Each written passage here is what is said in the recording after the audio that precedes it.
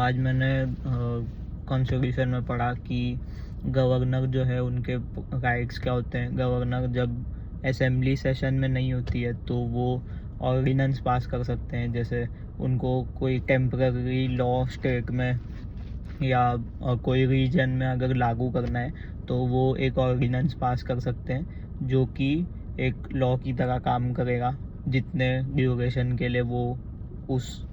चीज़ को रखना चाहते हैं उतने ड्यूरेशन के लिए। और इसके अलावा हाई कोर्ट जो होता है वो कैसे काम करता है ये मैंने पढ़ा उसमें, कि हाई कोर्ट के अंडर में बहुत सारे लोअर कोर्ट्स आते हैं और हाई कोर्ट का बेसिक स्ट्रक्चर और बेसिक उन लोगों का मोटिव ये रहता है कि जो भी कॉन्स्टिट्यूशन में फंडामेंटल राइट्स है वो लोगों पे सही से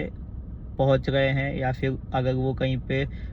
कम पड़ रहे हैं कि फंडामेंटल राइट्स का सही उपयोग नहीं हो करके मिल रहा है लोगों को, तो उसके ऊपर जजमेंट को पास कर सकते हैं। इन हाई कोर्ट्स में जो जज होते हैं उनका अपॉइंटमेंट जो होता है वो प्रेसिडेंट द्वारा किया जाता है। इनका रिटायरमेंट एज जो होता है, जजेस का जो रिटायरमेंट एज होता है वो 65 ईयर्स तक का होता है। और ये 65 ईयर्स तक का होता है। और जब हाई कोर्ट के जो भी डिसीजंस होते हैं वो लोअर कोर्ट के तो आगे चल के ही, अगर वो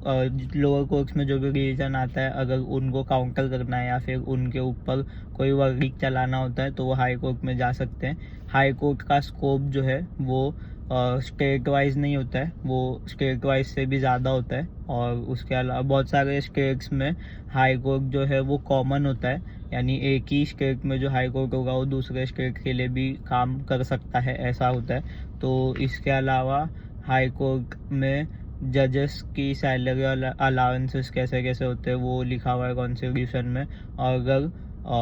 जो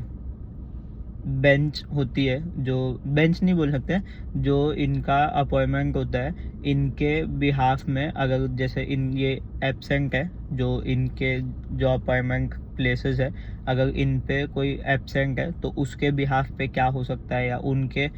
जो प्रॉक्सी या सब्सिट्यूट अगर वो भी एब्सेंट है तो उनके बिहाफ पे कैसे एक्ट किया जाएगा, ये सब लिखा हुआ है भाई।